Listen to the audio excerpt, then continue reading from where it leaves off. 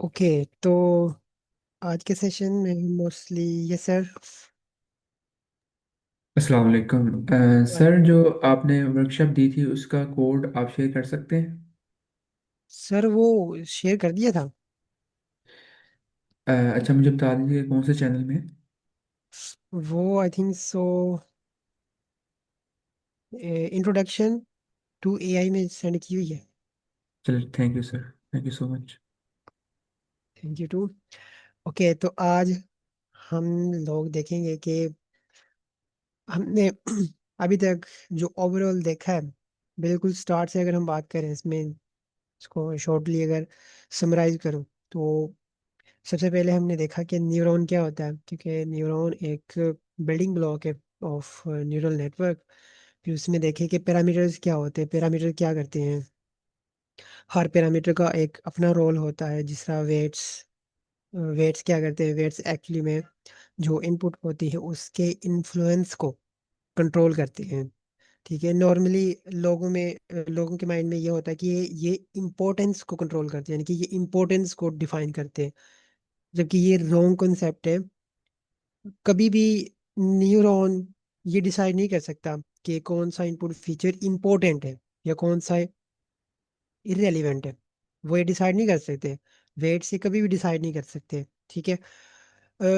यानी नॉर्मली हम ये समझते हैं कि अगर वेट ज़्यादा है, इसका मतलब कि वो वाला उसका जो कोरेस्पॉन्डिंग इनपुट फीचर होगा वो ज़्यादा इंपॉर्टेंट है। जबकि ऐसा कॉन्सेप्ट नहीं होता, बल्कि वो उसके इन्फ्लुएंस को कंट्रोल करते हैं। यानी एक इनपुट कितना इन्फ्लुएंस करना चाहे उसके अकॉर्डिंग उस वेट्स की वैल्यू होगी। फॉर एग्जांपल, अगर अगर इनपुट फीचर कम है, उसका इन्फ्लुएंस कम है, लेकिन एक्चुअल में ज़्यादा होना चाहिए, तो हम उसके इन्फ्लुएंस को, उसकी कंट्रीब्यूशन को इंक्रीज करने के लिए वेट की वैल्यू इंक्रीज कर देते हैं, ताकि वो उसका जो कोरेस्पॉन्डिंग वेट है वो इंक्रीज हो सके। तो वेट का ये काम होता है। फिर हमने बाइस देखा। बाइस एक्चुअली में जो डिसीजन बाउंड्री होती है, अभी जो हम आजकल डिसीजन बाउंड्री देख रहे होते हैं, मैं आपको दिखाऊं तो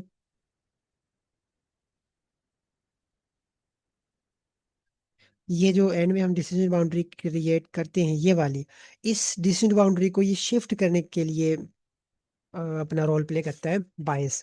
इसके साथ साथ वो ये भी देखता है। अब ये देखें, इमेजिन करें कि एक न्यूरॉन है। ठीक है, ये न्यूरॉन, इमेजिन करें कि ये एक न्यूरॉन है। इसमें अगर इनपुट्स ये एक्स है, इसमें दो इनपुट फीचर्स है ना, ये एक्स 1 एक्स 2 है और ये एक्स 1 है। ठीक है, इमेजिन करें कि ये दोनों ही जीरो हो जाए। इस केस में क्या होगा, इसकी जो फाइनल प्रिडिक्शन होगी वो जारी बात है फिर एक्स ही होगी। ये वो भी जीरो ही होगी ना, जिस तरह हम आज आज तक हम देखते आए हैं। लाइक ये ये फाइनल हमारा लीनियर फंक्शन होता है, जिसने ये डिस्टेंस बाउंड्री क्रिएट करनी होती है। अगर इनपुट फीचर जीरो हो जाए, तो सारे इनपुट फीचर्स हो जाए, तो ये जीरो, तो डिस्टेंस बाउंड्री इसमें से पास करेगी, ये जीरो यहाँ से पास करेगी, यहाँ से, क्योंकि वेट्स जो है, वेट्स ने, अगर मैं एक्स, अब ये एक्स 1 है, इसके कोरस्पॉन्डिंग जो वेट होगा वो इस डिस्टेंस बाउंड्री को इस एक्सिस से अवे पुश करेगा, अवे। ठीक है, जितना ज्यादा वेट ज्यादा होगा वो डिस्टेंस बाउंड्री उतना दूर जाएगी। अगर वो माइनस में होगी वो डिस्टेंस बाउंड्री नीचे की तरफ आएगी। ठीक है, इसके कोरस्पॉन्डिंग में बात कर रहा हूँ। और अगर इमेजिन करें कि इनपुट फीचर ही जीरो हो जाए, तो उसके कोरस्पॉन्डिंग जो वेट होगा वो भी जीरो होगा, तो डिस्टेंस बाउंड्री इस यहाँ से पास करेगी, जीरो से, यहाँ से।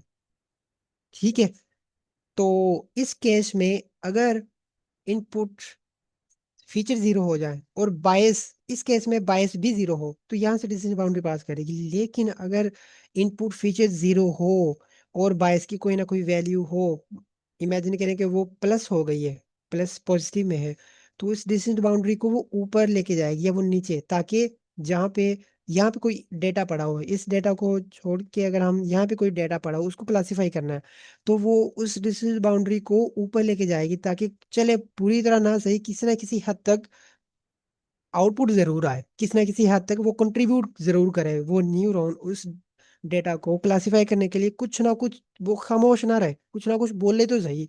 इसलिए भी बायस अपना रोल प्ले करती है। ओके, तो फिर हमने उसके बाद पैरामीट्रिक का रोल देखने के बाद हमने उसको ट्रेन किया, एक सिंगल न्यूरॉन को ट्रेन किया, उसकी फॉरवर्ड प्रेडिक्शन को देखा। ओवरऑल हमने देखा कि फॉरवर्ड फॉरवर्ड पास क्या होता है। फिर हमने उसको ट्रेन करने के लिए हमने मैथमेटिक्स को यूज़ किया, मैथमेटिक्स में उसके ग्रेडियंट कैलकुलेट किए, ग्रेडियंट में हमने फाइंड आउट किया कि एक्चुअली में ग्रेडियंट क्या होते हैं। ठीक है। फिर क्योंकि ग्रेडियंट कैलकुलेट किए, कंप्यूट किए, ग्रेडियंट दो चीज़ें बता रहे होते हैं, एक तो उसकी डायरेक्शन बताता है, फिर उसकी वो मैग्नीट्यूड भी बताता है, यानी कि कितने मैग्नीट्यूड के साथ किसी एक पैरामीटर को अपडेट करना है। ठीक है। और क्या लॉस को डिक्रीज करने के लिए, क्या वेट की वैल्यू को इंक्रीज करना है या डिक्रीज करना, ये भी ग्रेडियंट बता रहे होते थे। ठीक है। यानी कि तकरीबन 2 वीक में हमने एक कंप्लीट जो न्यूरॉन होता है उसका एक कंप्लीट, मेरे ख्याल से, हाँ, सेकेंड सेकेंड वीक वीक के एंड तक हमने एक सिंगल न्यूरॉन को स्टडी कर लिया था, उसकी जो फाउंडेशंस हैं। फिर जो प्रीवियस वीक था इसमें हमने एक न्यूरल नेटवर्क को देखा जिसमें हमने 3 न्यूरॉन्स लिए थे। ये 3 न्यूरॉन्स लिए थे, फिर इनको कंबाइनली ट्रेन भी किया था। पहले पहले 2 वीक में हमने जस्ट एक सिंगल न्यूरॉन को ट्रेन किया था, लेकिन पिछले न्यूरो जो वीक था उसमें हमने इन कंबाइनली इन तीनों न्यूरॉन को ट्रेन किया था, और इसकी डिसीजन बाउंड्री भी क्रिएट की, किसी ना किसी हद तक इसने डेटा को क्लासिफाई कर लिया था। तो ये आज तक की डिस्कशन रही है हमारी। तो मैं आपको प्रीवियस जो क्लास थी उसमें आपको मैं थोड़ा सा करके दिखा देता हूँ, ताकि आज की जो क्लास है ये होगी तो वही है। ठीक है। आज हम ज़्यादा कुछ नहीं करेंगे, बस इस ये वाला जो न्यूरॉन है, या ये हमने अभी तक जो स्टडी किया वो बाय हैंड किया है। बाय हैंड मतलब उसको मैनुअल किया है, उसकी मैथमेटिक्स को, हर एक चीज़ को हमने मैनुअल किया है। लेकिन आज हम थोड़ा सा ऑटोमेटिक करेंगे, इस वे को थोड़ा सा ऑटोमेटिक करेंगे। ऑटोमेटिक किस तरह से, ये मैं आपको थोड़ी देर में करके दिखा देता हूँ। लेकिन अभी जो चीज़ दिखानी है वो मैं बस आपको ये दिखाने लगा हूँ कि कोई न्यू चीज़ नहीं है, वही जो चीज़ जो लर्निंग अभी तक हम करते आए हैं वही है। तो ये डेटा जो ऑब्वियसली आपको इसका पता है, आई थिंक सो, इसकी बताने की कोई ज़रूरत तो है नहीं। फिर हमने एक सिग्मॉइड लिया, सिग्मॉइड का एक एक्टिवेशन फंक्शन है, उसकी इक्वेशन ये आपको पता है। फिर लॉस फंक्शन एक होता है, लॉस फंक्शन का आपको ऑलरेडी आइडिया है, बाइनरी क्रॉस एंट्रोपी क्या होता है इसका भी आपको पता। फिर हमने देखा था कि रेल्यू क्या होता है, रेल्यू भी हमने स्टडी किया हुआ है। फिर रेल्यू की बैक प्रोपगेशन देखी थी। मैंने आपको बताया था कि जो रेल्यू की बैक प्रोपगेशन होती है वो इस तरह से होती है, अगर इनपुट जो रेल्यू को इनपुट देने लगे हैं, अगर वो नेगेटिव हो या वो ज़ीरो हो, ठीक है, तो उसकी आउटपुट जो होगी, यानी मैं अब प्रिडिक्शन बता रहा हूँ उसका फॉरवर्ड पास रेल्यू करता क्या है। अगर उसकी इनपुट नेगेटिव या ज़ीरो होगी तो आउटपुट ज़ीरो हो जाएगी। अगर इनपुट पॉजिटिव है तो आउटपुट इनपुट बन जाएगी, यानी कि जो इनपुट होगी वही आउटपुट बनेगी। ये वैल्यू काम करता है।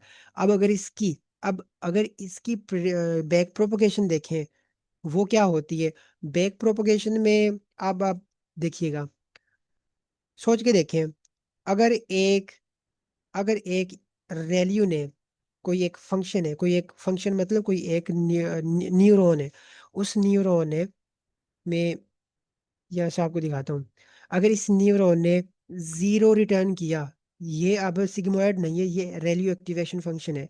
इस न्यूरॉन ने जीरो रिटर्न, इसको जीरो इनपुट दी इस एक्टिवेशन फंक्शन ने, फिर आगे इसने आगे क्या रिटर्न करना है, जीरो।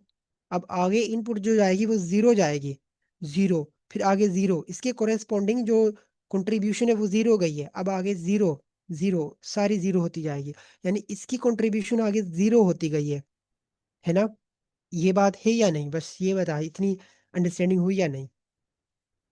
इमेजिन करें कोई एक डेटा सैंपल है, मल्टीपल डेटा सैंपल नहीं है, एक डेटा सैंपल है। ठीक है, हमारा सिर्फ एक डेटा सैंपल, उसके इनपुट फीचर x1 और x2 है। इसको जब हमने न्यूरॉन को दिया, न्यूरॉन ने नेगेटिव दे दिए, प्रेडिक्शन नेगेटिव दे दी है। अब ये नेगेटिव इस एक्टिवेशन फंक्शन ने जीरो कर देनी है। अब ये जीरो इसके साथ मल्टीप्लाई होकर जीरो, इसकी कंट्रीब्यूशन तो जीरो हो गई ना, इस इनपुट फीचर की आगे कंट्रीब्यूशन जीरो होगी, फिर इसके साथ जो जीरो इसकी कंट्रीब्यूशन आगे कंप्लीट फिर जीरो जाएगी। ठीक है। इसका मतलब क्या हुआ? इसका मतलब ये हुआ कि इस न्यूरॉन की कंट्रीब्यूशन हुई ही नहीं लॉस में, कंट्रीब्यूशन है ही नहीं, क्योंकि वो उसकी इनपुट तो जीरो कर दी इस एक्टिवेशन फंक्शन ने। अब जब दोबारा हम लेंगे इसका इसका ग्रेडियंट कैलकुलेट करते जाएंगे, तो इसकी कंट्रीब्यूशन जब है ही नहीं, तो हम फिर इसके जो ग्रेडियंट होता आएगा उसको भी जीरो कर देंगे। ठीक है। या इससे क्या पता चला? इससे ये पता चला कि अगर अगर एक्टिवेशन फंक्शन वैल्यू हो और उसको नेगेटिव इनपुट दी है, तो उसने आउटपुट वो जीरो कर देनी है।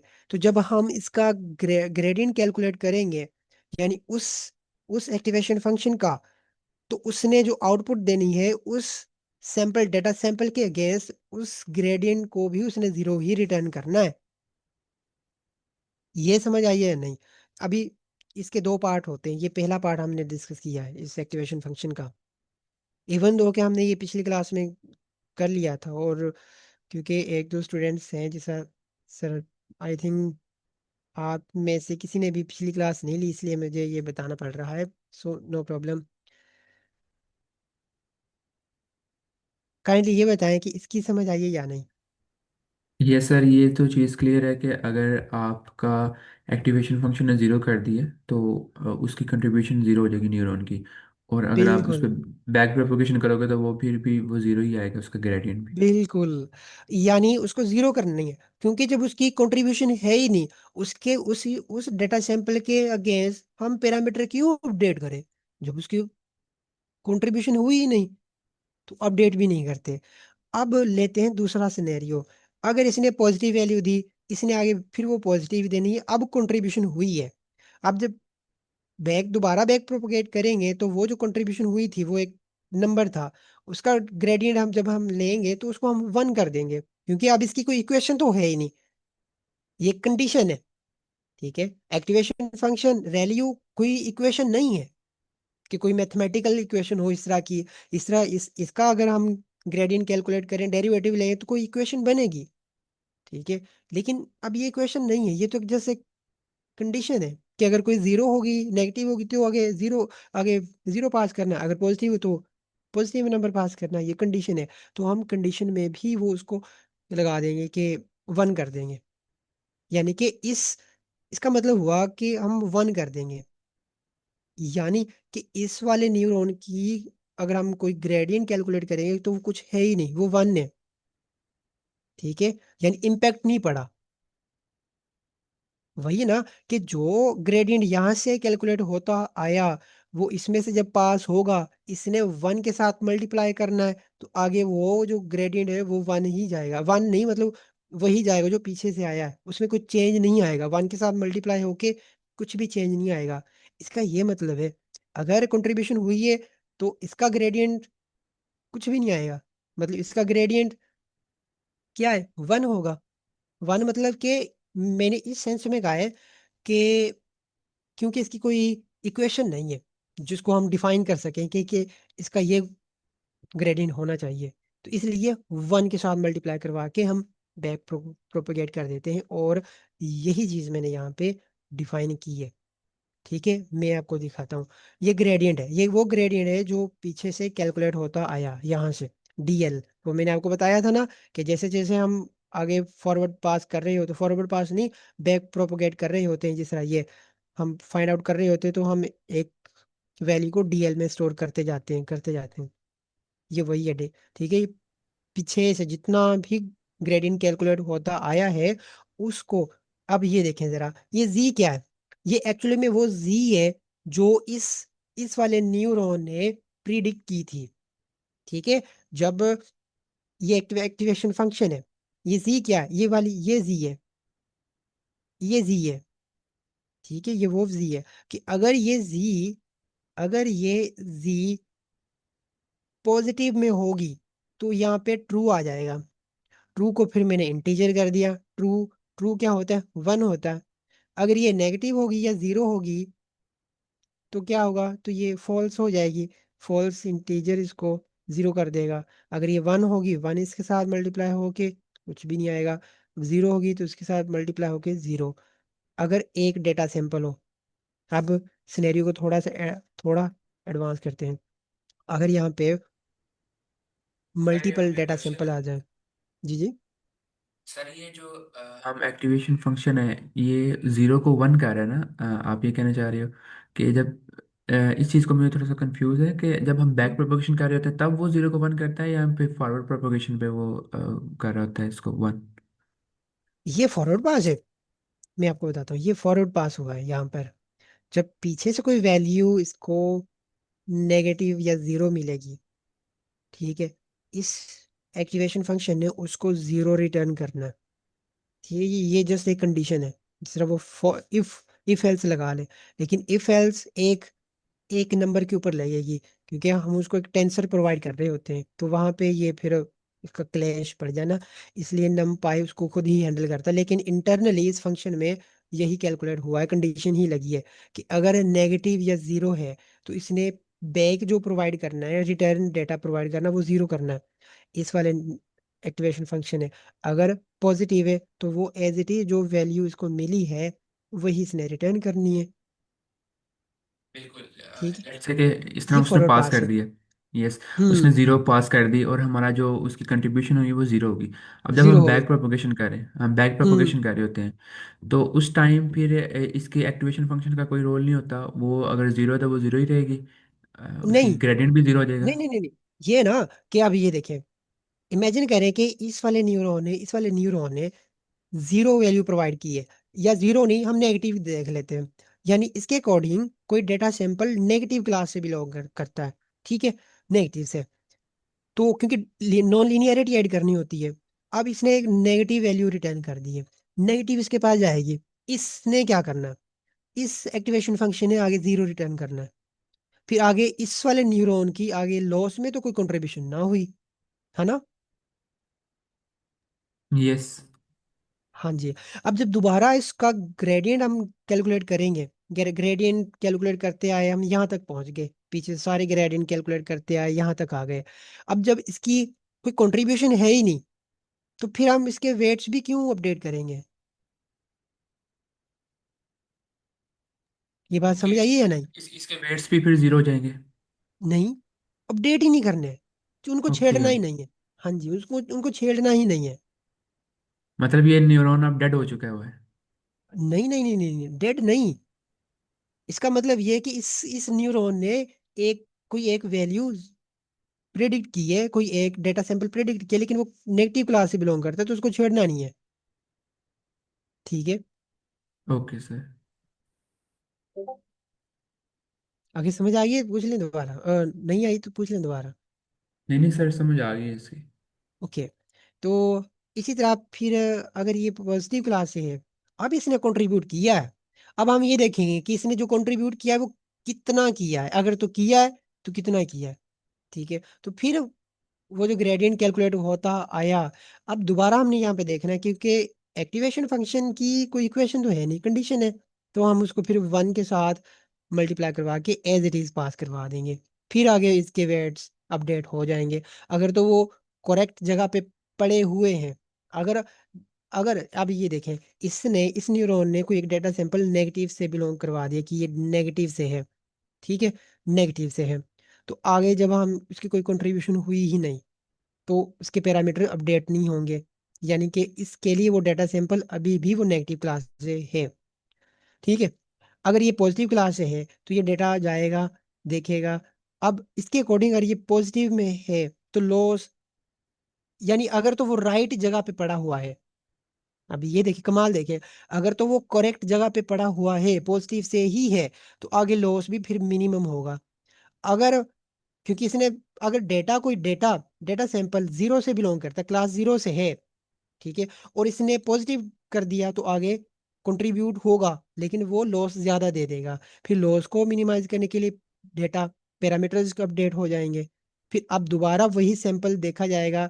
अब अगर उसने जीरो कर दिया होगा तो इसका मतलब ये जीरो, इसका मतलब इस एक्टिवेशन फंक्शन के अकॉर्डिंग ये करेक्ट जगह पे है। सर इसमें मैंने आपको चैट में मैसेज किया, ये मैं इसकी डेफिनेशन देख रहा था कि मतलब वो न्यूरॉन जो हमेशा ज़ीरो कंट्रीब्यूट करता है और उसका ग्रेडियंट अपडेट नहीं होते, तो उसके हम्म। लिए टर्मिनोलॉजी यूज़ हो रही है डेड न्यूरॉन की। तो क्या हाँ ये जी। सही इन्फॉर्मेशन?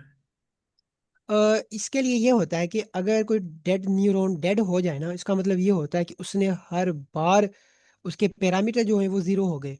इसका ये मतलब है। ठीक है। मैं आपको बताता हूँ कि ये होगा कब। ये डेड न्यूरॉन्स आएंगे जब हम एक्टिवेशन फंक्शन रैली यूज करते हैं। ये आगे हम डिस्कस करेंगे। लेकिन ये मतलब कि इसको कहते हैं एक्सप्लॉइडिंग। इसको एक्सप्लॉइडिंग आई थिंक सो, नहीं, एक्सप्लॉइडिंग डेड न्यूरॉन्स ही कहते हैं। वो किस वजह से होते हैं? वो इसी वजह से होते हैं। मैं आपको बताता हूँ।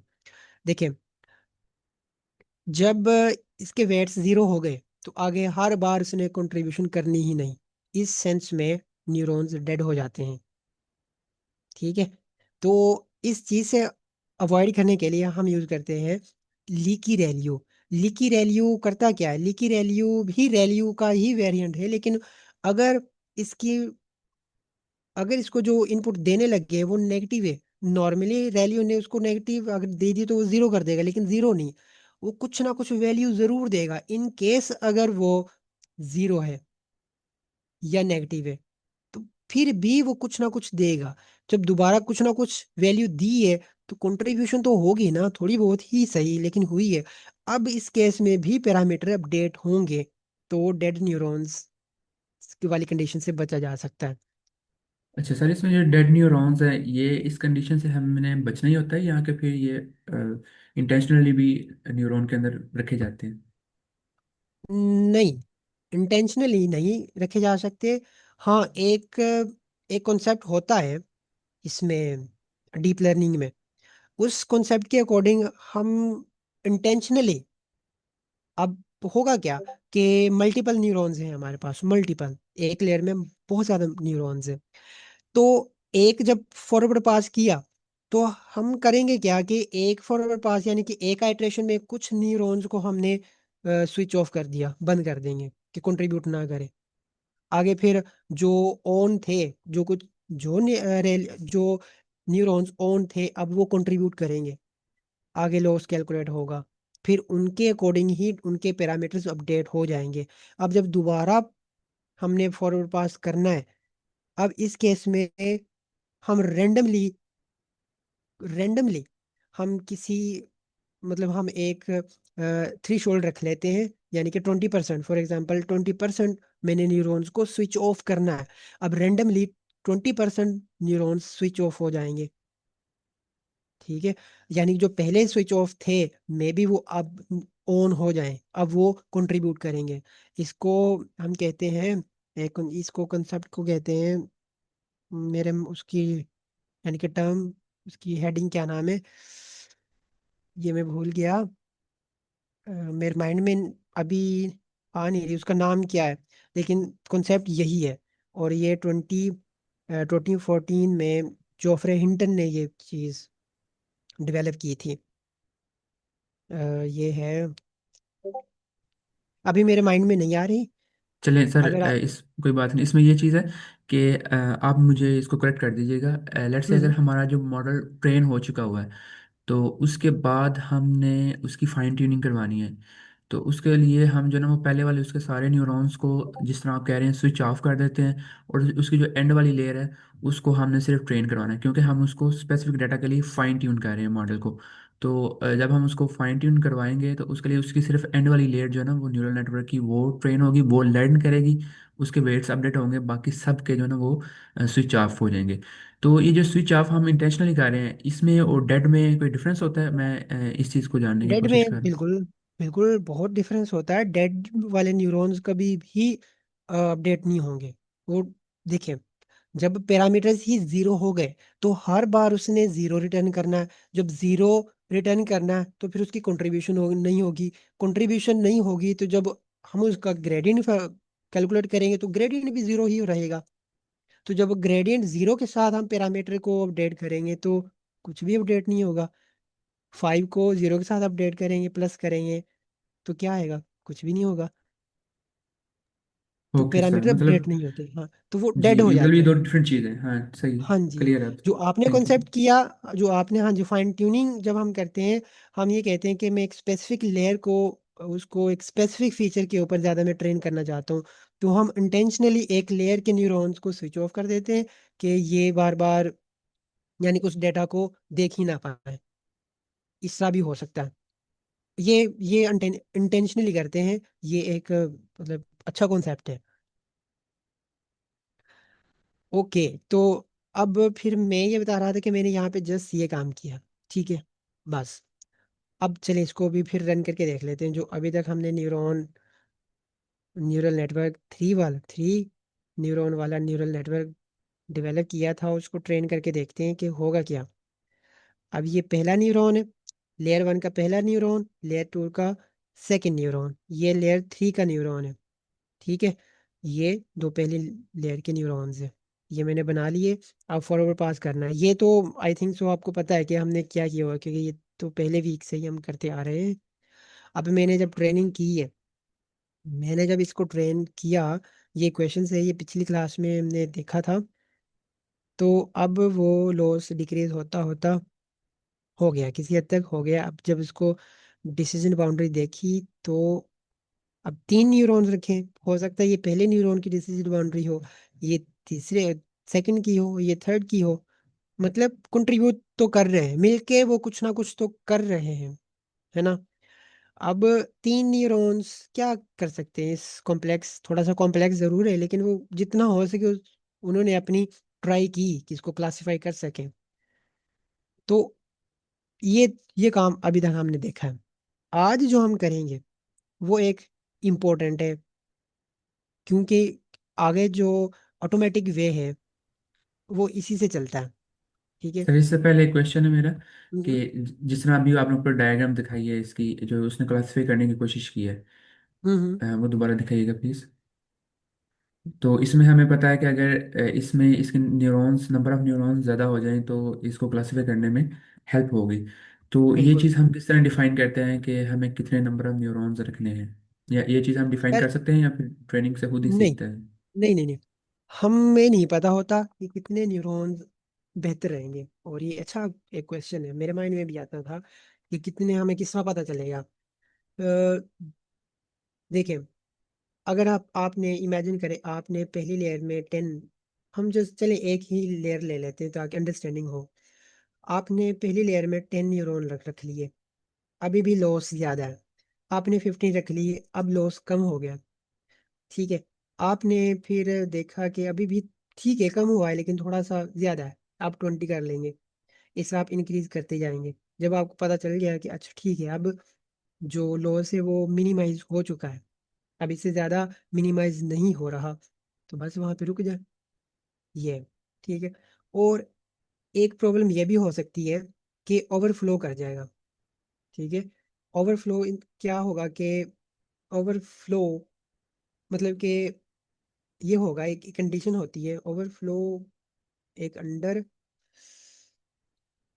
एक्चुअली में ये टर्म मेरे माइंड में ये भी नहीं, ओवरफ्लो एक कंसेप्ट होता है, ओवरफ्लो पता नहीं क्या कहते हैं, ओवरफ्लो ही कहते हैं। यानी वो कंडीशन ऐसी होती है कि जो मॉडल है ना, वो चीज़ों को, उस पैटर्न को मेमोराइज कर लेता है, ठीक है। जब हम अनसीन डेटा के ऊपर उसको यूज करेंगे, वहां पे वो फेल कर जाएगा। आई थिंक सो, इसको ओवरफ्लो ही कहते हैं। ये सर ये ओवरफ्लो ही कंसेप्ट है, मतलब उसने एग्जैक्ट पैटर्न जो है ना वो लर्न कर लिए डेटा के। हाँ जी, तो यानी अगर उनको उसको मेमोराइज कर लिया। बिल्कुल मेमोराइज कर लिया, तो हम ऐसा नहीं चाहते। हम चाहते हैं कि वो कुछ ना कुछ गलत करे, लेकिन वो जनरलाइज्ड नॉलेज सीखे, वो एक पैटर्न लर्न ना करे। तो हाँ सर जी। आपने सही से बता दिया, थैंक यू सो मच। तो अगर हम ज्यादा ही न्यूरॉन्स रख लेंगे, तब ये ओवरफ्लो वाली कंडीशन आ सकती है। तो फिर हमने ये भी देखना होता है कि ओवरफ्लो ना करे, और अंडरफ्लो तो जारी बात है, हमें किसी को भी पसंद नहीं होता। तो बस ये हमने देखना होता है कि जैसे जैसे जहाँ पे डिजायर आपकी आउटपुट आ रही है, वहाँ बस वहाँ पे रुक जाए। ओके, तो अब देखते हैं थोड़ा सा एडवांस, एडवांस नहीं मतलब थोड़ा सा ऑटोमेटिक वे। अब होगा क्या, नॉर्मली नॉर्मली मैं आपको एक कंडीशन दिखाता हूँ। अब हमारे पास दो न्यूरॉन थे, आपने यहाँ पे ये भी देख लिया कि दो न्यूरॉन इसको क्लासिफाई नहीं कर पाए, इसको कंप्लीटली क्लासिफाई नहीं कर पाए, फेल हो रहे हैं। ठीक है, तीन न्यूरॉन ने जितना कर सके वो उन्होंने किया, लेकिन अब मैं चाहता हूँ कि मैं न्यूरॉन इंक्रीज करने लगा हूँ, जिस तरह वही बात आपकी कि अब न्यूरॉन ने वो क्लासिफाई नहीं कर पाए, मैं इंक्रीज करूँगा। तो मुझे क्योंकि अभी हमने मैनुअल काम किया, तो अगर मैं यहाँ पे एक और न्यूरॉन ऐड करूँगा तो क्या करना पड़ेगा, मैं, ठीक है, मैंने इसकी एक इनपुट ले लेनी है, वेट डिसाइड कर लेने हैं, इसकी जो आउटपुट होगी फिर उनको इनके साथ मर्ज करना पड़ेगा, फिर आगे इसकी और इनपुट बनानी पड़ेगी, मतलब उसको फिर थोड़ा सा मैनुअल काम करना पड़ेगा। फिर जब बैक प्रोपोगेट करेंगे, फिर से इसके लिए सेपरेट किया, उसके लिए सेपरेट इक्वेशन राइट करनी पड़ेंगी, इसके लिए इक्वेशन सेपरेटली। ठीक है, कर लेंगे। एक और हम सर न्यूरॉन ऐड कर। सर एक्सक्यूज मी, वो पीछे वाला जो वर्ड था वो ओवरफ्लो नहीं था, वो हम मिक्स कर रहे थे ओवर फिटिंग के साथ। तो ओवर उसको ओवर फिटिंग, फिटिंग और ओवर अंडर फिटिंग। फिटिंग कहते हैं। अब यस सर, ओवर फिटिंग जबरदस्त, अंडर फिटिंग और over fitting. Thank you sir. असल में मैं ऑनेस्टली बताऊं, यानी कि टर्म के ऊपर मैं फोकस नहीं करता कि क्या, इवन दो कि ये ज़रूरी होती हैं, लेकिन मैं कॉन्सेप्ट के ऊपर ज़्यादा फोकस करता हूँ कि कॉन्सेप्ट का पता हो। अब एक न्यूरॉन, न्यूरॉन का नाम आप कुछ भी दे लें, न्यूरॉन का नाम आप फॉर एग्जांपल एक अब एप्पल दे लें, उसकी वर्किंग तो सेम ही रहेगी ना, बस इस वजह से मैं इनके इनके टर्म्स का नाम के ऊपर ज़्यादा फोकस नहीं करता, लेकिन करना चाहिए। अच्छा, तो हाँ, तो मैं ये बता रहा था कि अगर हम इंक्रीज कर दें, 5 कर दें, तो फिर 5 इक्वेशंस मुझे सेपरेटली करनी पड़ेंगी, जो कि हेक्टिक काम है, सारी बात है। इस चीज़ से अवॉइड करने के लिए क्यों ना हम एक और तरीका देखें। तरीका क्या होगा, मैं आपको करंट वे दिखाता हूँ। पहली लेयर में हमने एक न्यूरॉन रखा जिसमें वेट्स हमने एक वेक्टर में लिए, आपको पता है इस चीज़ का, हमने वेट्स वेट्स लिए, ये वेक्टर में ले लिए। ठीक है, उसको मल्टीप्लाई करवाया, सारा कुछ करवाया, ये आपको ऑलरेडी पता है कि हमने किस तरह क्या किया। यानी ये डेटा सैंपल, पहला डेटा सैंपल ले लिया, ये डेटा पहला डेटा सैंपल लिया, ये एक वेक्टर था, इसको ट्रांसपोज लिया ताकि ये पहले के साथ मल्टीप्लाई हो, ये दूसरा दूसरे के साथ मल्टीप्लाई होके बाइस के साथ मल्टीप्लाई होके जी कैलकुलेट हो जाए। अब ये जी किसी में भी पास करे, एक्टिवेशन फंक्शन कोई भी हो सकता है, उसको मैंने डिफाइन नहीं किया। तो ये हम नॉर्मली कर रहे थे, ये पहले न्यूरॉन की आउटपुट है। अब ये सेकंड सेकंड सेम प्रोसेस होगा, तो सेपरेटली काम कर रहे थे, है ना, उनकी आउटपुट भी फिर सेपरेट आ रही थी। फिर सेपरेट जब आउटपुट आ रही थी, तो हम उनको फिर मर्ज भी कर रहे थे, जिस तरह ये स्टैक लगा के मर्ज कर रहे थे। तो ये काम थोड़ा सा हेक्टिक है। अब हम चलते हैं थोड़े से ऑटोमेटिक वे की तरफ। अगर हम वे वेक्टर के बजाय मैट्रिक्स ले लें, मैट्रिक्स इस तरह से लेंगे कि पहली, इस मैट्रिक्स की पहली रो एक न्यूरॉन को रिप्रेजेंट करेगी, दूसरी रो दूसरे न्यूरॉन को। अगर मैं एक और मैट्रिक्स, एक और रो ले लेता हूँ, तो वो थर्ड न्यूरॉन को रिप्रेजेंट करेगी। लाइक अगर मैं यहाँ पे आपको करके दिखाऊँ, चलिए मैं आपको यहाँ पे करके दिखा देता हूँ। अब ये एक मैट्रिक्स है, मैं इसको नाम देता हूँ, चले इसको नाम हम दे लेते हैं matrix M. N p dot, np dot करने के लिए एक सेकेंड, हम एक मैट्रिक्स ले लेते हैं। मैट्रिक्स हम किसा कोई, चले रैंडम से ही ले लेते हैं। Random, random, random dot rand. अब मैंने इसको बताना है कि 1 और 2, इसमें इसके अकॉर्डिंग पता है कि ये एक वेक्टर बना है, जिसमें एक ही रो बनी है, ये एक ही रो आई है, चल जा, एक ही रो आई है। ठीक है, दो वेट्स हैं। अब मैं इसको कहता हूँ कि नहीं नहीं नहीं नहीं, दो रोज होनी चाहिए।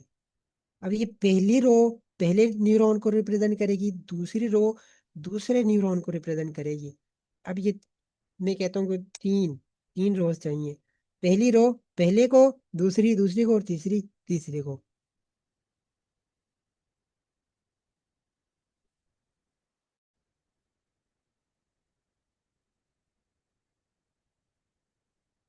ये सर आपको पिछले सेशंस लाजमी अटेंड करने पड़ेंगे, लाजमी। अगर आपने अपनी फाउंडेशन को बिल्कुल क्लियर करना है, आपको you have to watch them. और ये मैं कहता हूँ कि बहुत ज़रूरी है। ठीक है। तो जैसे जैसे मैं इनकी रोज को इंक्रीज करता जाऊंगा, मतलब उस लेयर में उस लेयर में न्यूरॉन की काउंटिंग इंक्रीज होती जाएगी। ठीक है। अब इनकी अगर अगर इसको देखें, अगर हम किसी इनपुट के साथ मल्टीप्लाई करवाएं, तो इनकी जो आउटपुट आएगी वो भी आगे 4 ही आएगी। हमें सेपरेट, ऊपर जो हमने काम किया, हमें सेपरेटली मर्ज करने की जरूरत नहीं पड़ेगी। ठीक है।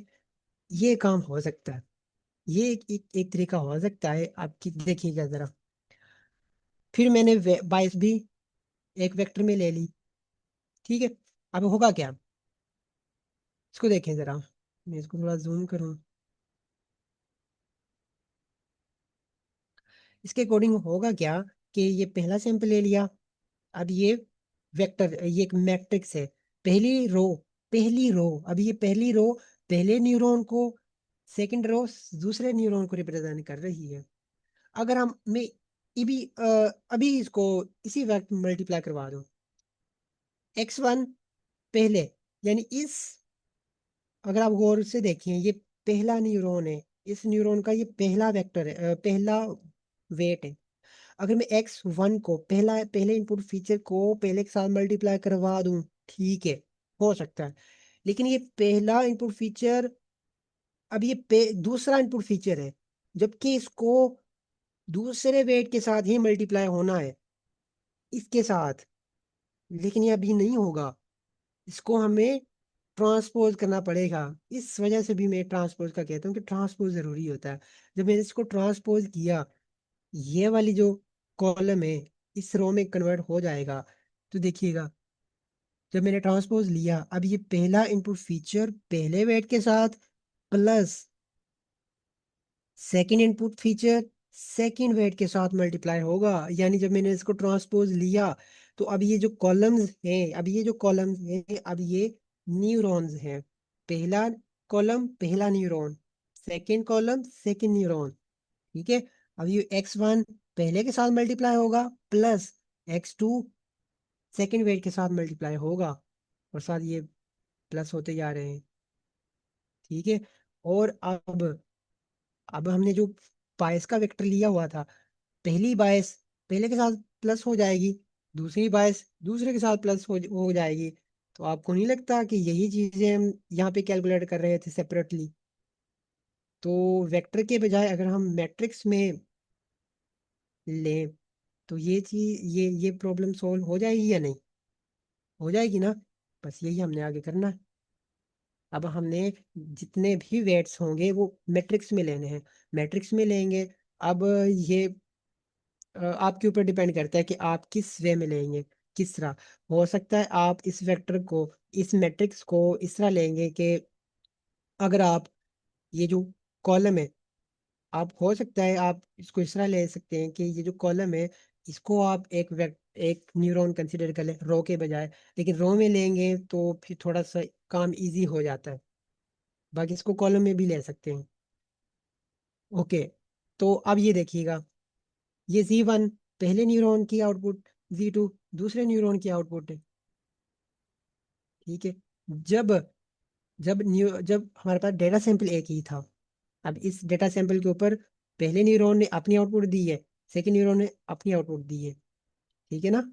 अगर यहाँ पे मैं अगर आपको बताता हूँ, अगर हम ले लेते हैं मल्टीपल, एक डेटा सैंपल के बजाय मल्टीपल डेटा सैंपल। अब इसके ऊपर पहला न्यूरॉन पहली आउटपुट देगा, दूसरा दूसरी, सॉरी, पहला इनपुट पहले के ऊपर Z11, दूसरे के ऊपर Z2, Z3, और इसी तरह आगे देता जाएगा। अब सेकंड न्यूरॉन उसी के ऊपर अपनी आउटपुट देता जाएगा। एक और न्यूरॉन ले लेते, वो अपनी आउटपुट देता जाएगा, इसी तरह आगे। यहाँ तक समझ आ गई या नहीं? फिर हम आगे कोड की तरफ चले, इसको फिर हम कोड में कन्वर्ट करें। सर यहाँ पे थोड़ा सा मेरा फोकस लूज हो गया था।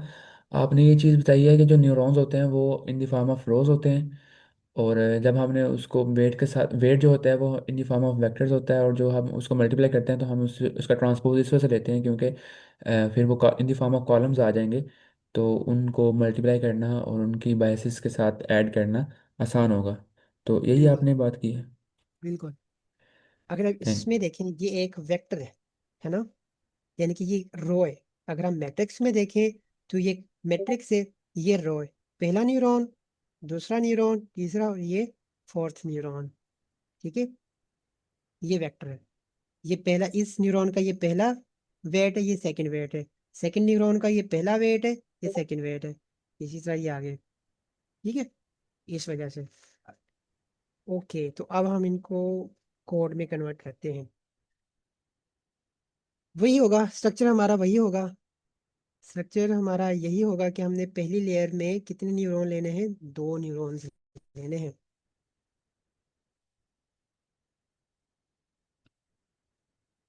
स्ट्रक्चर हमारा सेम यही है। अब क्या करना होगा? अब करना क्या है कि पहली लेयर में, मैं पहली लेयर के लिए न्यूरॉन जो लूंगा वो दो लूँ, वो टू न्यूरॉन से रख लेता हूँ। सर ये जो आपने रोज के अंदर उसके जो ऐड किए थे वो उसके फीचर्स थे, वो क्या थी न्यूरॉन की, मतलब आपने बताया ना इन द फॉर्म ऑफ रोज हमारे पास न्यूरॉन्स हैं।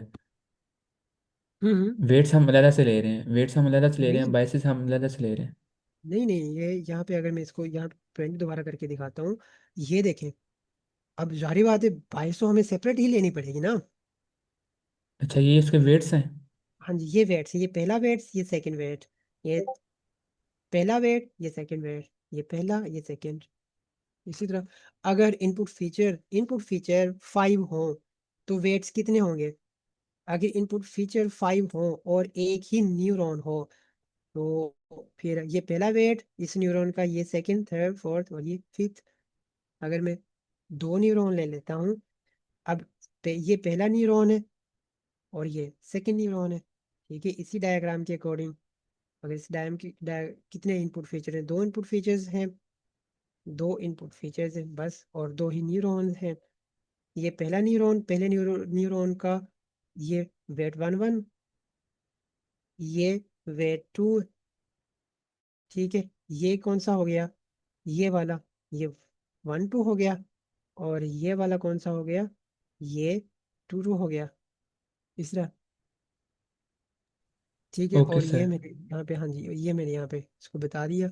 यानी कि ये लेयर वन के वेट, ये लेयर वन के वेट है। और ये मैंने इनको वेक्टर में, बायसेस मैंने ले लिए वेक्टर में। मैं प्रिंट करके दिखा देता हूँ। B1 ये मैंने ले लिए वेक्टर में।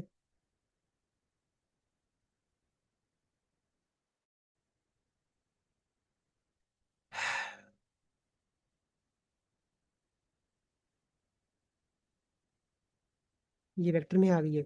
ये पहली बायस, पहले न्यूरॉन की बायस है, सेकंड सेकंड न्यूरॉन की बायस, बस।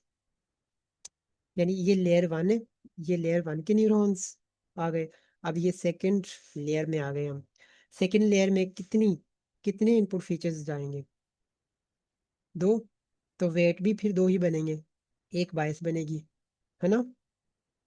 तो मैंने ये बता दिया, इनपुट फीचर्स, दो इनपुट फीचर्स होंगे, एक वेट होगा, एक न्यूरॉन होगा। अगर मैं यहाँ पे आपको W2 प्रिंट करके दिखाता हूँ, तो ये पहला, इस न्यूरॉन का पहला वेट, ये सेकंड वेट, यानी ये वाला, ये पहला और ये सेकंड। बायस इसमें एक ही होगी, बायस मैंने एक रख दी है, सिंपल एक, ये एक, ये एक, ये दूसरी वन कहाँ से, ये क्यों है? ये एक्चुअली में इसकी डायमेंशन मेंटेन रखने के लिए है।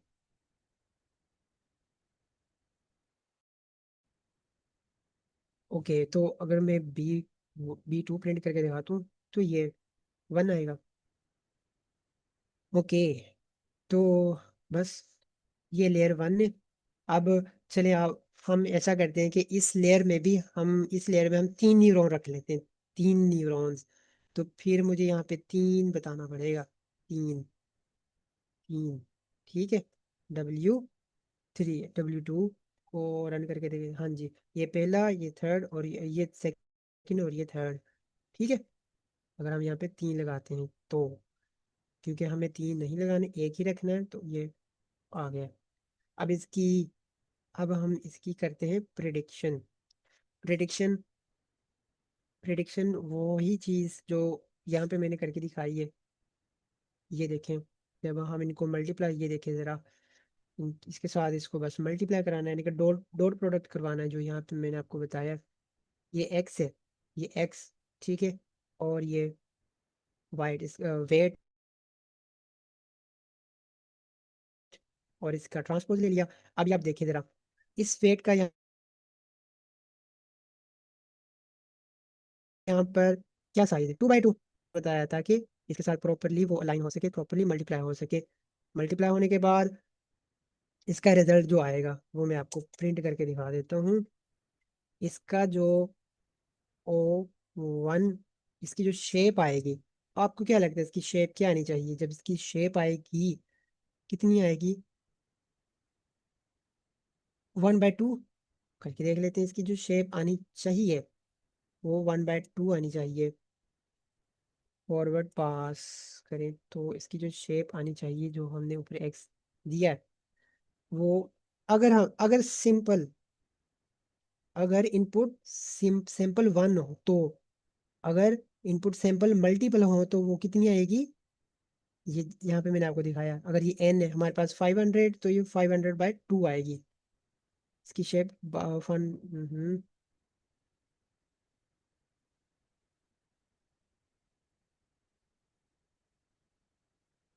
इसकी शेप प्रिंट होनी थी, और ये शेप फॉरवर्ड पास।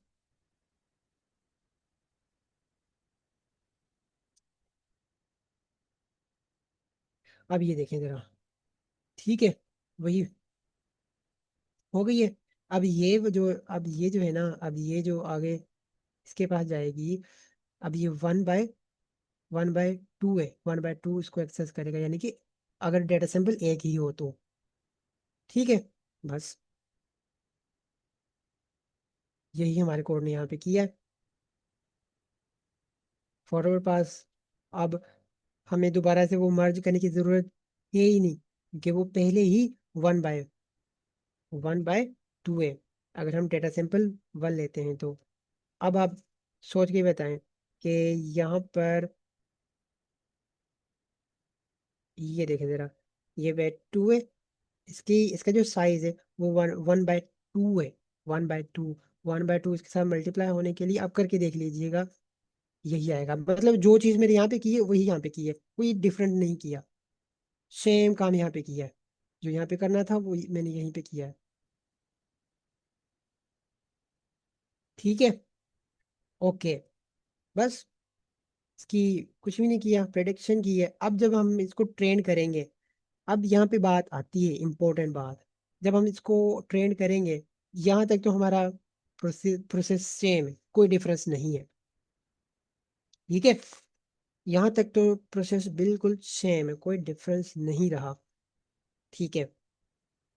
ये भी आपको पता है, डीएल ये कहाँ से आया है, ये आपको पता है, आई थिंक सो आपको पता है, तो इसलिए इनके ऊपर टाइम नहीं लगाते, अगर आपको पता है तो आप बता दें।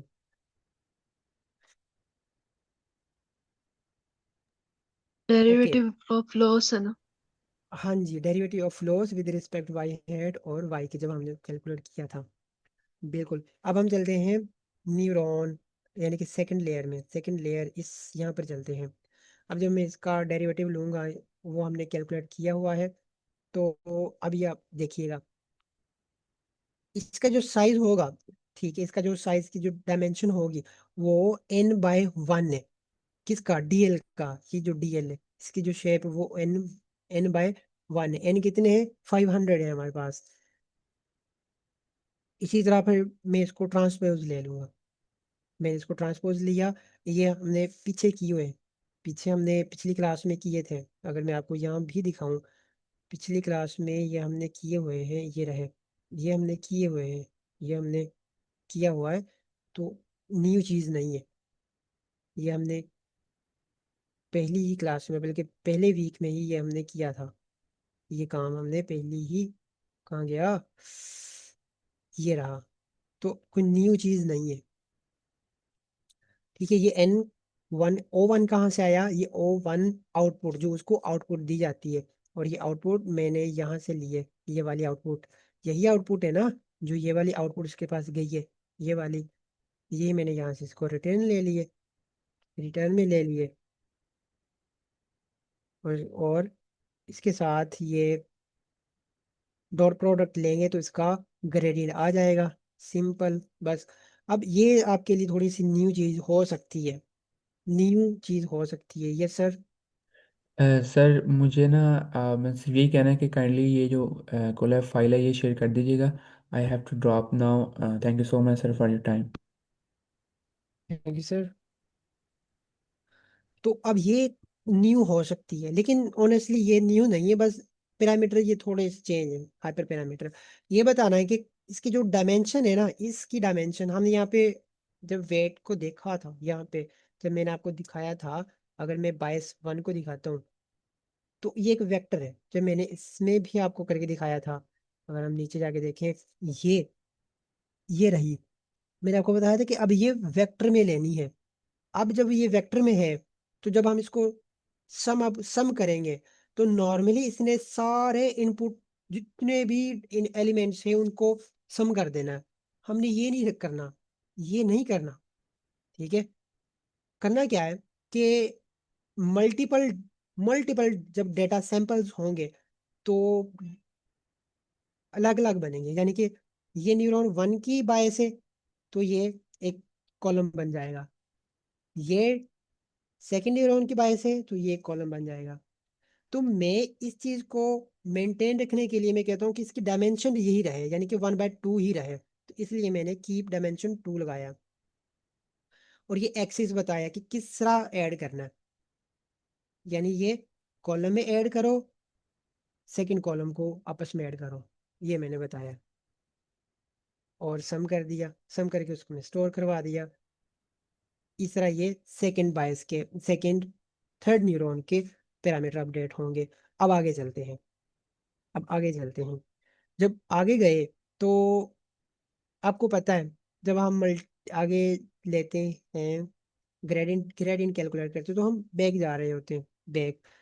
जब हम बैक जाते हैं, ये पिछली क्लास में हमने देखा था, जब बैक जाते हैं तो हम इस ये वाले जो वेट्स हैं इनके साथ मल्टीप्लाई करवा के पीछे जाते हैं, मल्टीप्लाई करवा के। ये ग्रेडियंट हमने कैलकुलेट किए थे, तो मैंने यहाँ पर डॉट प्रोडक्ट ले लिया, बस। डॉट प्रोडक्ट इस तरह लिया है कि ये वाला जो फर्स्ट वेट है वो पहली इनपुट के साथ मल्टीप्लाई हो, और सेकंड जो वेट है वो सेकंड वेट सेकंड इनपुट के साथ मल्टीप्लाई होके आगे जाए। तो मैंने यहीं पे इसको किया, सॉरी, इनपुट नहीं, ये डीएल, यानी कि ग्रेडियंट फ्लो। अभी हम सेकंड लेयर में आ गए हैं। सेकंड लेयर में अब आप देखिएगा कि जो अब ये डीएल है ना, ये जो डीएल यहाँ से कैलकुलेट होके आया, ये जो अब इसके जो साइज बनेगा, वो n/2 होगा, n/2। ठीक है, n/2 मैं आपको प्रिंट करके भी दिखा दूंगा। n/2 क्यों होगा, मैं आपको यहाँ पे प्रिंट करके दिखाता हूँ। चलिए मैं आपको प्रिंट करके दिखाता हूँ। इसकी जो शेप है, DL1 की शेप, वो n/2 होगी। n/2, n तो वही है, n n तो वही है। अब क्या हो गया इसको?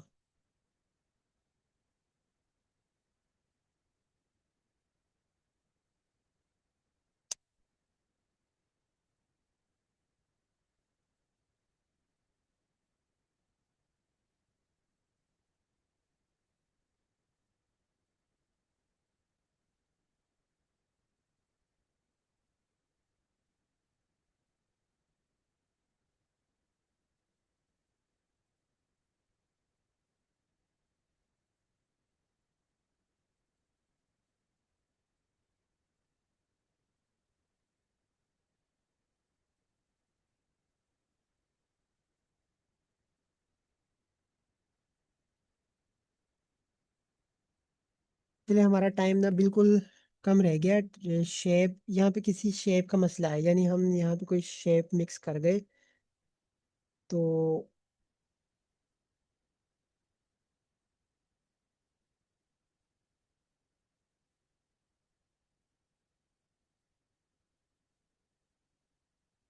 मे बी यहाँ पे कोई शेप हमने चेंज कर दी, कोई ना कोई इशू हुआ ज़रूर है, लेकिन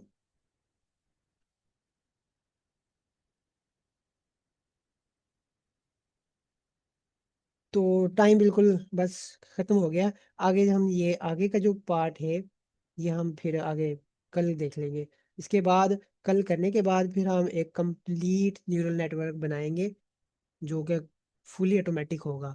जितनी मर्जी ऐड लेयर्स ऐड करेंगे, जितने मर्जी न्यूरॉन्स ऐड करेंगे, कॉम्प्लेक्स से कॉम्प्लेक्स डाटा के ऊपर उसको ट्रेन करेंगे। तो कल का जो सेशन है वो इम्पोर्टेंट होगा, तो काइंडली कल का सेशन लाजमी ज्वाइन कीजिएगा। ठीक है, थैंक यू। कोई क्वेश्चन हो तो पूछ सकते हैं। Thank you Salim. एक्चुअली ये मेरा आज फर्स्ट डे था, तो मैं ना आपके पिछले सारे लेक्चर रिवाइज करने लगा हूँ आज, एंड देन बिल्कुल सर, नेक्स्ट आप लेक्चर आई विल लाजमी। Come up with some questions. जी बिल्कुल सर, पिछला सेशन लाजमी जी कीजिएगा। हाँ जी, तो वो इम्पोर्टेंट